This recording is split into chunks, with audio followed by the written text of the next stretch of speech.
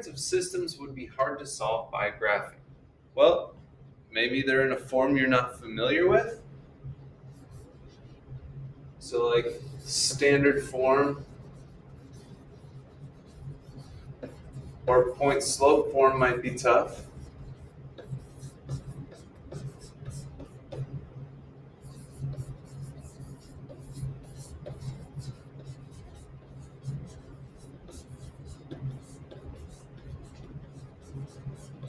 Or maybe they cross at a decimal. Maybe they intersect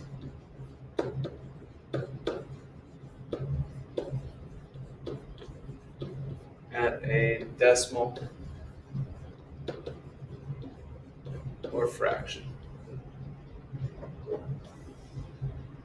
Yeah, that would make it hard because you don't know if it's intersecting at 2.9 or 2.873. But if you use one of the other methods, hey, you can figure that out. So if I'm ever going too fast, remember you could always pause. You could always change the speed of the video if you click on the YouTube link at the bottom. If you click watch it on YouTube, that's an option. Solve each system by graphing. Remember, when we graph, we start with the y-intercept, and then we use the slope to find our next point, as long as it's in slope-intercept form. So the first line I will do in green, y equals 3x minus 1. You go down 1, and then your slope is 3 over 1. So you go up 3 over 1, up 3 over 1, up 3 over 1, up 3 over 1. So again, if you have just a straight edge like a ruler or the side of a book, you really only need 2 points, and then you can draw your line through it.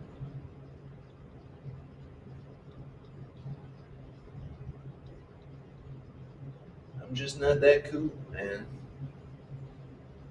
So there's the first line. We'll do the second line in blue. Negative x plus 3. You start with the y-intercept, 3. 1, 2, 3. And then the slope is negative 1 over 1.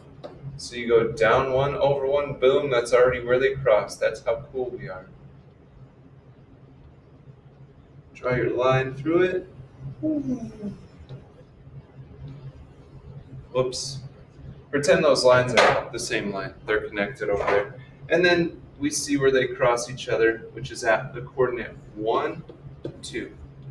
Remember, all these systems of equations answers are going to be coordinates, minus the word problem. And you can substitute those values into the original equations, and they both work.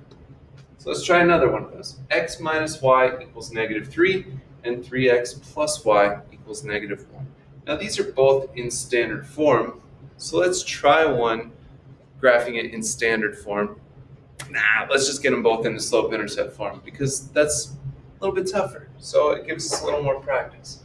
So x minus y equals negative 3.